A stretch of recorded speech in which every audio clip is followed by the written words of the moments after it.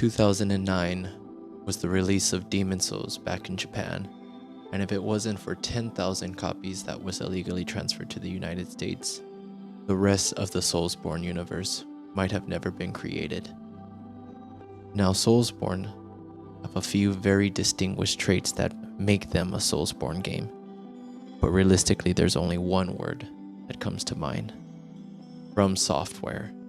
You see, From Software has been creating the very difficult styled game since 1994 with the release of Kingsfield, and through that exact formula they brought forward Demon Souls, and then Dark Souls, and then Bloodborne, to their most recent release, Elden Ring. Arguably, Demon Souls, Dark Souls, Bloodborne, Elden Ring, and maybe Sekiro is what's considered to be a SoulsBorne. But I really do believe that Armored Core and any game that is created by From Software is technically part of the SoulsBorne universe one way or another. You see, all playstyles are very familiar with it being highly difficult, highly frustrating, and most of all, the biggest dopamine hit you will ever receive after completing a very challenging boss. There are so many beautiful places in all these types of games, and even more terrifying but beautiful lore that will keep you on your toes wanting to know more about the history of the games. Whether it's visiting Yharnam in Bloodborne or the lands between in Elden Ring, there's always something to discover, and From Software has always been doing amazing to always tell an amazing story inside of the games of SoulsBorne. Everyone can remember their very first SoulsBorne. I myself am a recent player of SoulsBorne's game. Started in Christmas of 2022 when my wife had gifted me a PS5 for Christmas, and my younger sister had given me two games, God of War Ragnarok and Elden Ring. Now, I was very excited for God of War, but I was very confused why I was gifted Elden Ring. I hated From Software.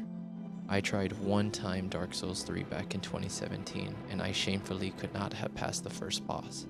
Ever since that moment, I never looked in their direction, and even though I was recommended to try again and play Bloodborne and even Sekiro, I never understood the hype behind these games.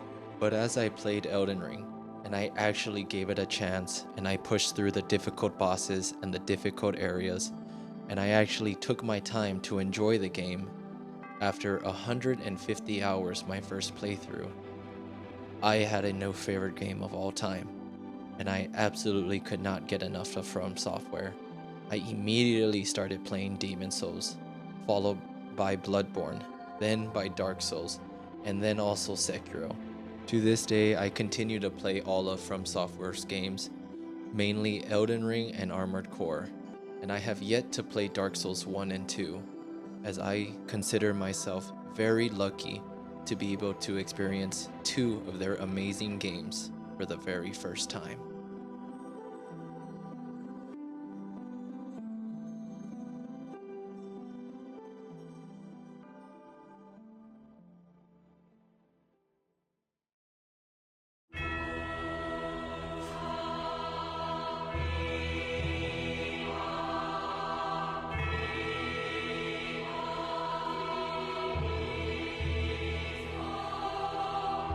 Everyone should say that they have given one of the SoulsBorne game a chance in their lifetime. I personally suggest Elden Ring, but depending on what type of gameplay you like, whether it's a challenge, you can go straight to Sekiro, but if you kind of want to actually have the opportunity to beat a game and not stress or struggle as badly, I would highly suggest Elden Ring.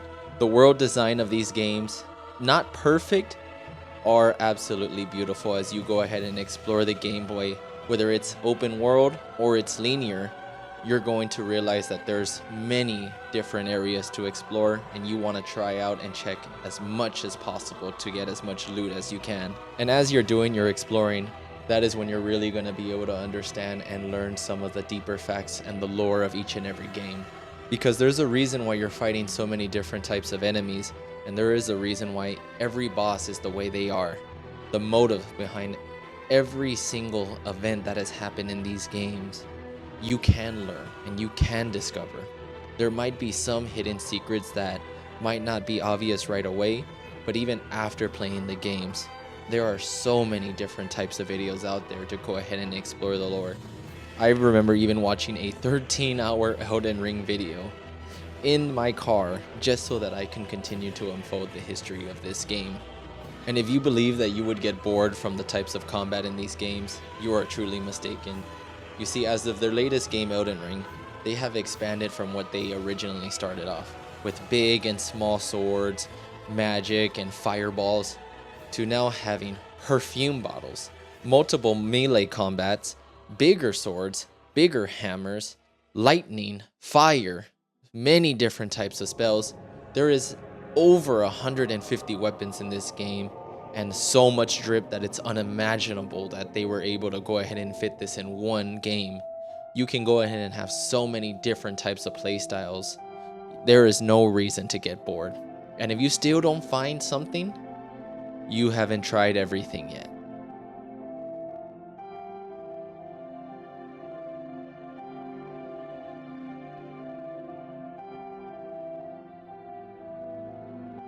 SoulsBorne games are hard, like very hard, like to the point where you're really gonna have to get used to hearing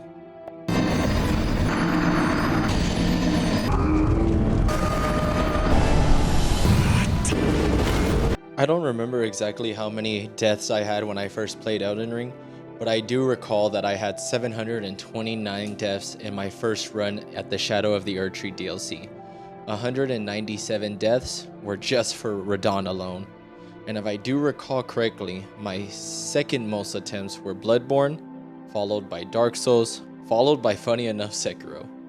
Once you kind of realize exactly how the patterns of the bosses are, you start to get better, meaning less deaths, meaning more fun, meaning you become addicted, meaning you are never going to want to stop playing these games. Yet, some people actually never learn the patterns of the bosses. Some people very much struggle to get past a certain amount of bosses, or even just one very specific boss. And it's not fully the player's fault. I mean, these games don't give you any sense of direction.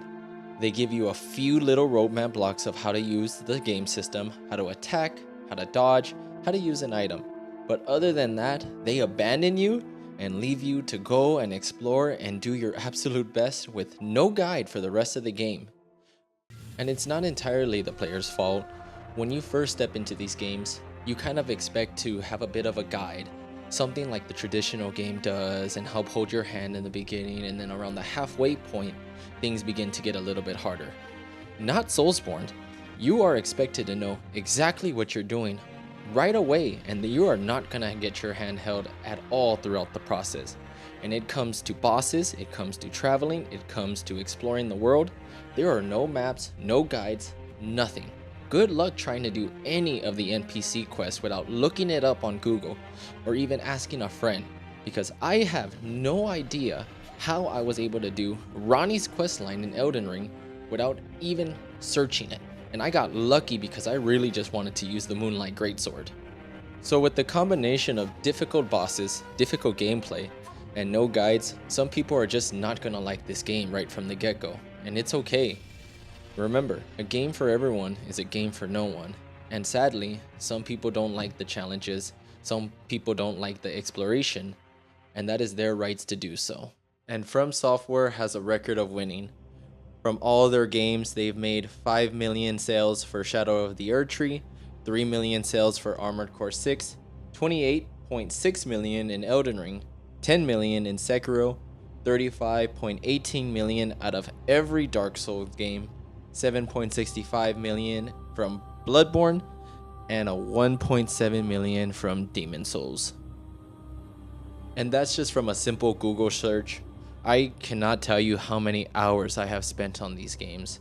I currently stand with over 400 in Elden Ring, over 50 to 60 hours in Bloodborne, and another 50 on Dark Souls 3.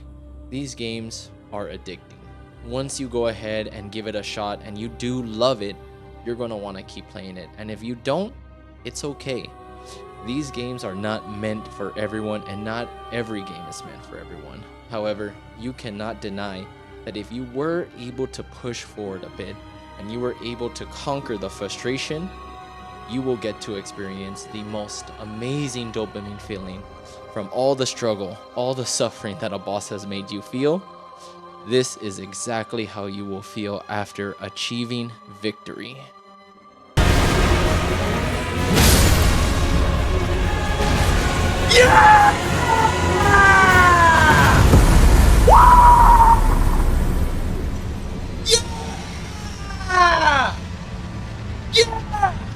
So don't give up.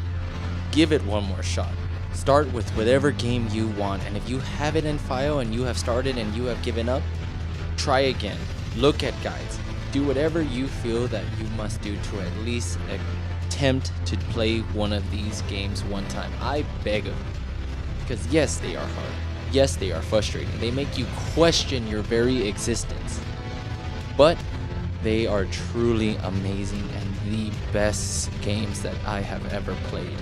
Now, they're not perfect, and there is no such thing as a perfect game. Elden Ring, in my opinion, is the closest thing to perfect, and it does have its flaws. But once you pick up that controller, no matter what game it is, please, I beg of you, give it a try. Try any of these games. You are in for an amazing experience. And I'll see you all in their next challenge.